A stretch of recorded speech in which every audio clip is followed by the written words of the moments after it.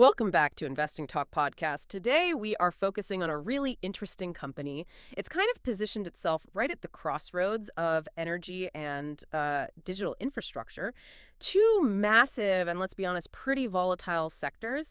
We're going to try and figure out if now is a good time to buy shares of DigiXX. The ticker is DGXX. We'll just mention that once. Going forward, we'll just call it DigiXX. So, our aim today, we're going to look at the fundamentals, dissect the technical charts a bit, and, weigh up those future catalysts, basically try and give you a clear, balanced picture of what you're actually looking at here. And hey, before we jump in, please take a second to subscribe if you haven't already. Give us a like, maybe drop a comment below. Seriously, if there's a specific company you want us to look into next time, just let us know in the comments. We do read them. Yeah, this was definitely worth examining. DigiXX really highlights that classic tension, doesn't it?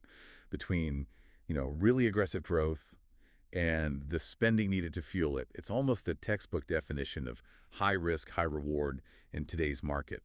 Okay, let's unpack the company's performance then, starting with the fundamentals. The top-line numbers, the revenue, they look great. Suggests real market demand, right? Oh, absolutely. They really do. DigiXX showed really strong revenue growth. It jumped from about $26.1 million in 2023 to $37 million in 2024. That's a massive 41.7% increase.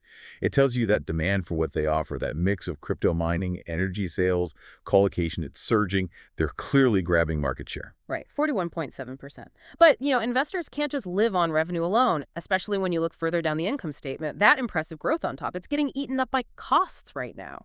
So despite booming sales, the company is reporting negative net earnings, a pretty substantial loss, actually, TTM loss of $18.95 million. So you're buying sales momentum, sure, but you're also buying a company that's, losing money to get those sales. And that tension, that's really the key thing to grasp here. This loss isn't entirely unexpected for high-growth companies in sectors like this. Crypto mining, energy. They're capital intensive. They're volatile. Scaling up, especially when you're integrating energy sales and these colocation services, it just takes a lot of upfront cash. Their specific niche, trying to control the whole chain from power right through to the mine. That's their edge. It's unique, but yeah, it's expensive to build and maintain. We also saw the stock seems pretty liquid. Market cap around $203 million, decent trading volume. That means for you, the investor, it should be relatively easy to get in or out of a position. That's a structural positive, at least. Liquidity is definitely good. But here's where we hit a really critical gap in the fundamental picture. And it's why you need to be careful. The public sources we looked at, they give you revenue, they give you earnings. But we couldn't easily find specific up-to-date figures for their current debt levels. And crucially, their free cash flow, or FCF. How much cash are they actually generating or burning without the latest 10K, the annual report, and the 10Q, the quarterly one? Well, a proper assessment of their long-term financial health, their solvency, it's just not possible. You need that information. It's non-negotiable for serious long-term investing. Okay, that's definitely a serious point, a red flag that needs investigating further. But fundamentals aren't the whole story, especially with a stock this jumpy. Let's switch gears. What are the charts telling us? Because when you look at DigiX's price action, volatility isn't just a factor. It kind of is the story. Absolutely. Just look at the 52-week range. That alone should make investors take notice. It went from a low of 85 cents. 85 cents? Yes, 85 cents, all the way up to a high of $4.96. Oh. Now, okay, it's currently trading in a tighter range, maybe $3.78 to $4.46 or so.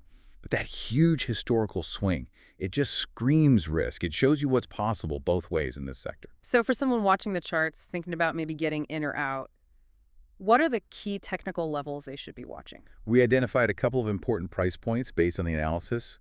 Long-term support, that's sort of the floor where you might expect buyers to step in, seems to be projected around $2.70. That's based on the longer-term moving averages.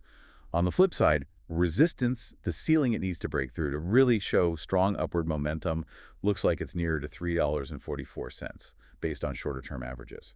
So those are really vital levels for anyone trading tactically. But the technical picture isn't all caution, right? Didn't we see a recent positive signal from one of the momentum indicators? That's right. The MPDD, that's the moving average convergence divergence, it recently flashed a buy signal.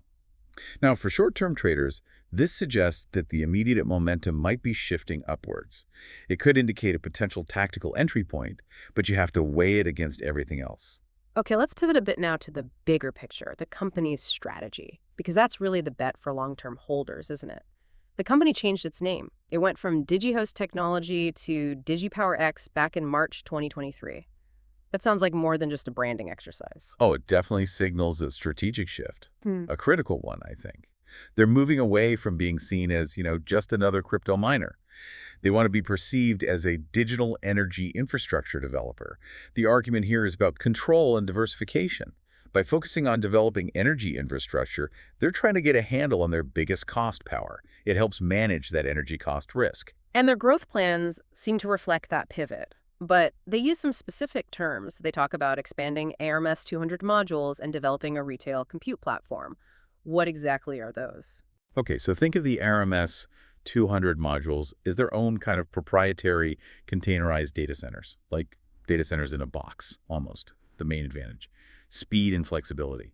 They can supposedly deploy these things pretty quickly wherever they find cheap power. Gotcha. And the retail compute platform. That's their diversification move. It's about using their extra power capacity and their existing infrastructure for more than just mining crypto. They could offer general data storage, processing services, maybe to small businesses, other data users.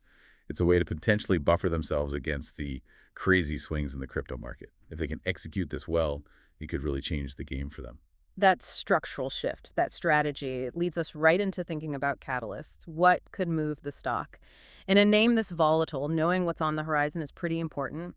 What's the single biggest near-term event we should be watching? I'd say that has to be the Q4 earnings announcement. It's scheduled for November 14th, 2025. The market's going to be watching that one very closely. This is where DigiXX really needs to show that these energy infrastructure plans are actually working, that they're leading to better cost efficiency and hopefully starting to shrink that nearly $19 million net loss. Right. Beyond earnings, are there other scheduled things in the next few months that could sway the price? Yeah, there are a couple of broader market activities to keep an eye on. First, you've got the institutional buying period in December.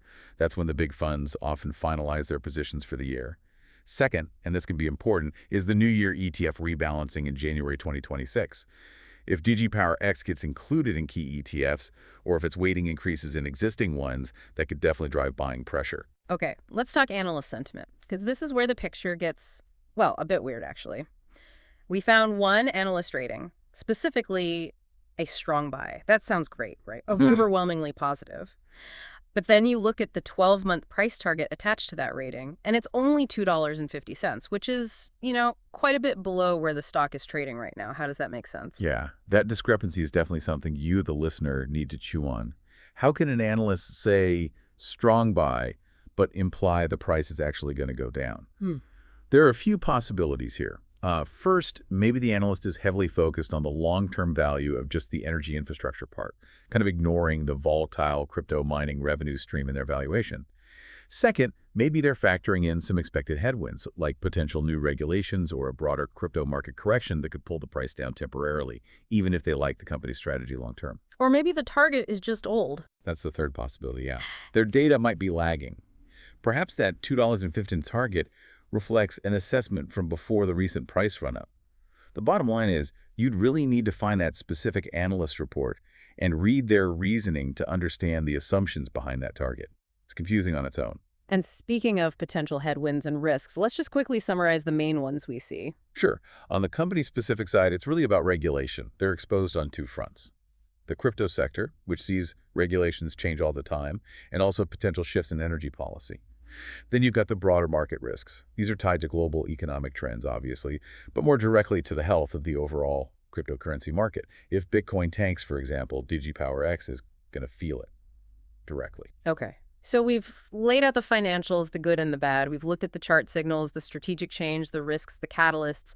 Bringing it all together, what's the overall investment thesis that came out of the analysis? Well, the overall outlook provided was actually bullish. It gave the company a rating of 7 out of 10. Hold on. A 7 out of 10. For a company that, as we just discussed, lost nearly $19 million last year, isn't that rating basically just speculation, betting on future profits rather than anything they've actually proven on the bottom line? What's driving that optimism? That's a really fair question. And yes, the 710 rating is absolutely a bet on potential. It's a bet on their structural position. The analysis seems to be driven by three main things. One, that undeniable, very strong revenue growth. Two, the strategic diversification into energy infrastructure, which is seen as potentially lowering risk down the road. And three, those supportive technical indicators we mentioned, like the long-term moving averages holding up. So the rating isn't saying they're profitable now. It's expressing confidence, maybe hope, that they can leverage their niche and eventually turn that sales growth into actual net earnings. So given all that, who is this stock really for right now? Who might find it appealing? It seems to fit two different types of investors, really. On one hand, it looks pretty attractive for short-term traders, people looking to play the volatility, maybe around that upcoming Q4 earnings report or using that recent MASD signal. But it also appeals to long-term investors, those who are making a structural bet on the future growth and maybe the eventual maturing of both the energy infrastructure and the cryptocurrency sectors, and how DigiXX combines them. Okay, and this brings us to maybe the most important takeaway for you, the listener, before you do anything else. You absolutely must get hold of the detailed financial documents yourself. Cannot stress this enough. The most recent 10K annual report, the 10Q quarterly reports. These have the details on debt, on free cash flow, the crucial management discussion about their plans and challenges.